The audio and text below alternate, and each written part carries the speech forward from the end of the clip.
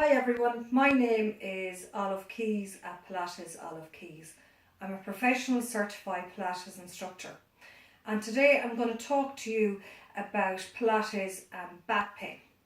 I'm going to start off discussing my own pain journey and the benefits of Pilates that I experienced. What I have with me is the anatomy of the spine, so I'm going to go through it very briefly in simple language.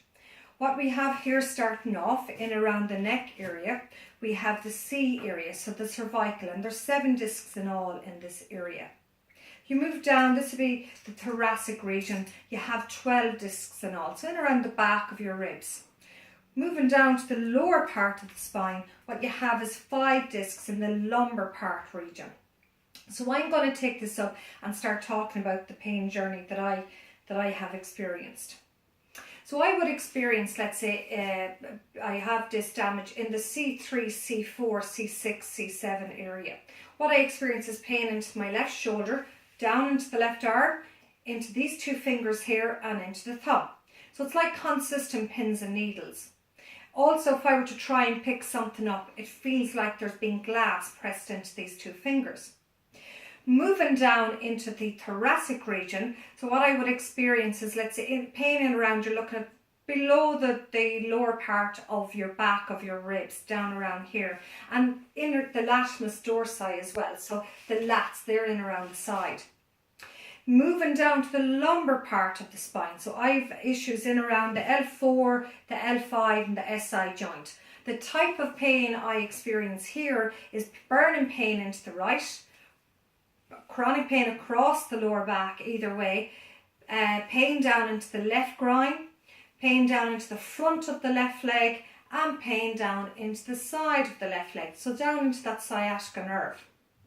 Now, what I would have then is facet joint syndrome. So I'm going to take up the anatomy now of the spine and go through that very quickly with you. So this is the back of your back. These are your facet joints. What they are, they're in between, let's say, your vertebra. Okay, sitting at the back of your vertebra. These are your medial branches, your small little yellow things sticking out here. Hopefully you can see that.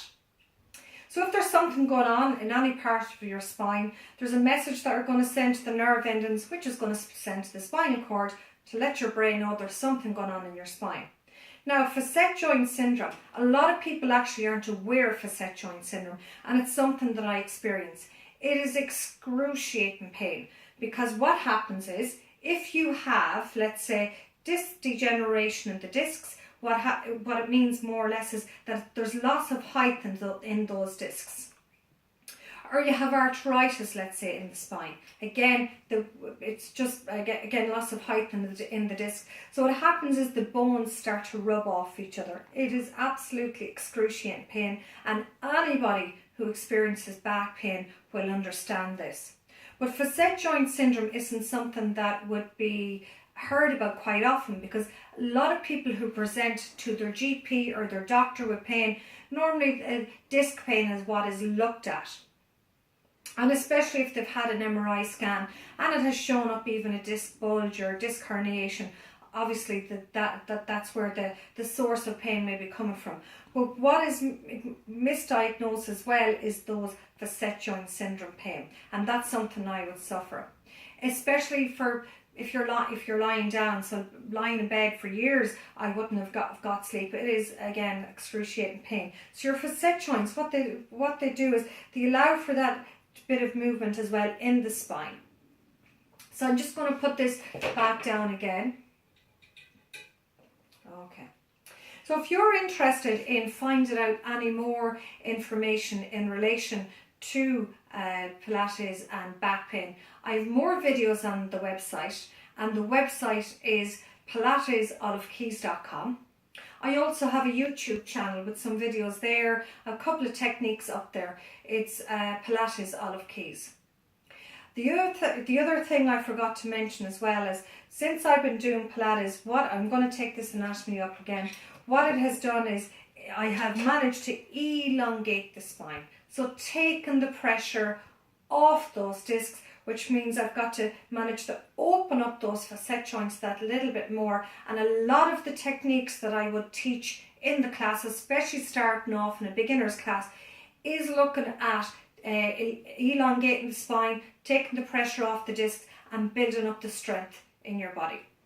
So I hope the information that you've received today is of some benefit to you, and as I said, please visit the website if you're looking for any more information.